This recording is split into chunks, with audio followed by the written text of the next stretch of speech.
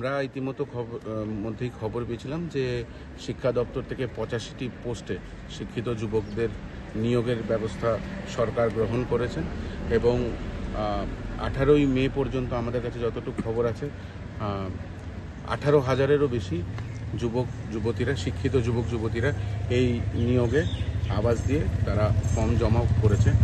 কিন্তু 2018-র যে নিয়োগ নীতি, সেই নিয়োগ নীতি অনুযায়ী যখনই এরকম টেকনিক্যাল পোস্টের জন্য ভ্যাকেন্সি অ্যাডভার্টাইজমেন্ট আসে, তার সাথেই OMR শিটে পরীক্ষা হবে এবং সিলেবাসটা ঘোষণা করে দেওয়া হয়।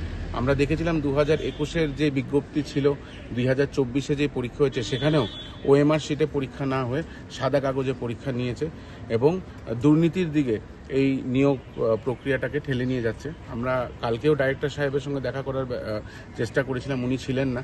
ওনাকে তারপরে যখন ফোন করেছি, উনি আজকে আমাদেরকে 2টোর সময় টাইম দিয়েছিলেন। আমরা এসছি, ওনাকে বলেছি যে পরীক্ষা যাতে OMR শিটেই হয় এবং এখন পর্যন্ত 25-26 তারিখ অক্টোবরের পরীক্ষা, এখন পর্যন্ত সিলেবাসটাও দেওয়া হয়নি। আমরা বলেছি অতি সত্বর যাতে এই পরীক্ষার ডেট চেঞ্জ করে সিলেবাস এবং OMR শিটে পরীক্ষা হয়, সিলেবাসের সাথে যাতে আবার নতুন করে ডেট দেওয়া হয়।